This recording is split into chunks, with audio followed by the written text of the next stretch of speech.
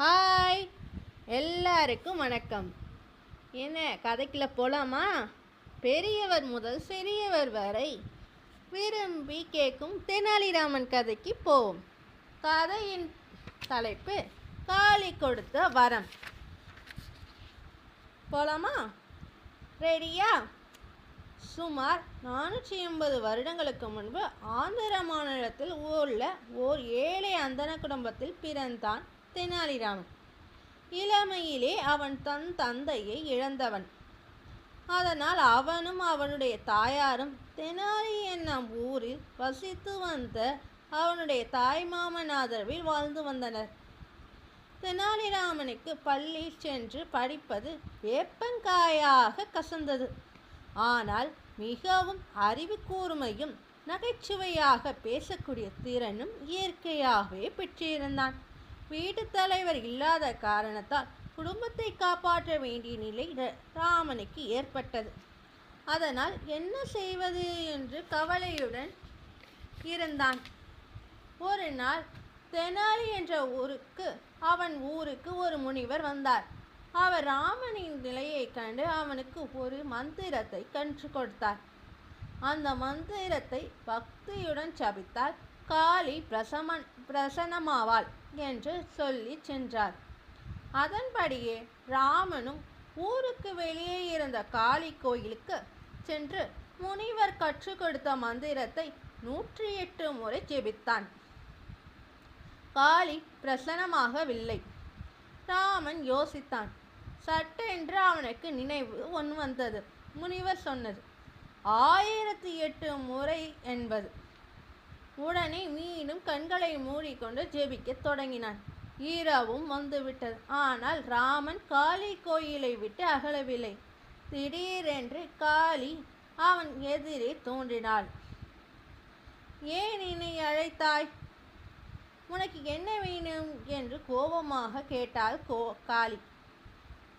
அவளை வணங்கி எழுந்த ராமன் கைகளை கூப்பி தொழுதவாறே சிரித்து கொண்டு இருந்தான். உடனே அதற்கும் காளி ஏன் சிரிக்கிறாய் என்று கோபமாக கேட்டாள். அவன் சொன்னான், எனக்கோ மூக்கில் சளி பிடித்தால் 2 கை துடைக்கவே போதவில்லை. உனக்கோ தலைகள் நிறையா இருக்கு, அதில் மூக்கு நிறையா இருக்கு. ஆனால் சளி வந்தா எப்படி நீ தொடச்சிக்குவ? அதை நினச்சி பார்த்தேன், சிரிச்சேன்னு சொன்னான். இதை கேட்ட காளிக்கும் சிரிப்பு வந்து விட்டது. சரி, உனக்கு என்ன வேணும் என்று மீண்டும் கேட்டாள். அதுக்கு தாயே, நானோ வறுமையில் வாடுகிறேன். என் வறுமை அகலும் வழியும் எனக்கு நல்லறிவு தர வேண்டும். காளி பெரிதாக சிரித்தாள். உனக்கு பேராசைதான், கல்வியும் வேணும், செல்வமும் வேண்டுமா என்றாள். ஆம் தாயே, புகழடைய கல்வி வேண்டும், வறுமை நீங்க பொருள் வேண்டும், 2ஐயும் தந்து அருள் செய்ய வேண்டும் என்றான் ராமன். காளி புன்னகையுடன் தன் 2 கரங்களையும் நீட்டினாள். அதில் 2 கிண்ணங்கள் பாலுடன் இருந்தன.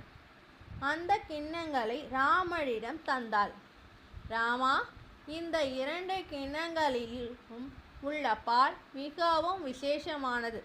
வலது கிண்ணம் கல்வி, இடது கிண்ணம் செல்வம். நீ ஒரு கிண்ணத்தில் உள்ள பாலை மட்டுமே குடிக்க வேண்டும். உனக்கு எது மிகவும் தேவையோ அந்த கிண்ணத்தில் பாலை மட்டும் குடி என்றாள் புன்னகையுடன். ராமன், என்ன தாயே, நான் 2ஐயும் தானே கேட்டேன், ஒரு கிணத்தை மட்டும் அருந்த சொல்கிறாயே, நான் எதை அருந்துவது தெரியவில்லையே என்று சற்று நேரம் சிந்திப்பது போல நின்றான். பிறகு சட்டென்று இடது கரத்தில் உள்ள பாலை வலது கரத்தில் உள்ள கிண்ணத்தில் கொட்டிவிட்டு அந்த கிண்ணத்து பாலை மடமடமடவென கொடுத்துவிட்டு சிரித்தான். காளி திகைத்து நின்றாள். இவன் செயலை பார்த்து. நான் உன்னை ஒரு கிண்ணத்தில் உள்ள பாலைத்தானே குடிக்கச் சொன்னேன் என்றாள். ஆம் தாயே, நானும் ஒரு கிண்ணத்து பாலை தானே கொடுத்தேன். ஏன் 2ஐயும் ஒன்றாக கலந்தாய் என்று கேட்டாள். கலக்கக்கூடாதுன்னு நீ சொல்லலையே தாயே என்றான் ராமன். காளி புன்னகை புரிந்தாள். ராமா, என்னை ஏமாற்றிவிட்டாய். நீ பெரும் புலவன் என்று பெயர் பெறாமல் விகடகவி என்ற பெயர் பெறுவாய் என்று வரம் தந்துவிட்டு மறைந்தாள். ராமன் விகடகவி என்று சொல்லி பார்த்து சிரித்து கொண்டான். திருப்பி படித்தாலும் விகடகவி என்றே வருகிறது என்று மகிழ்ந்தான். நன்றி, வணக்கம்.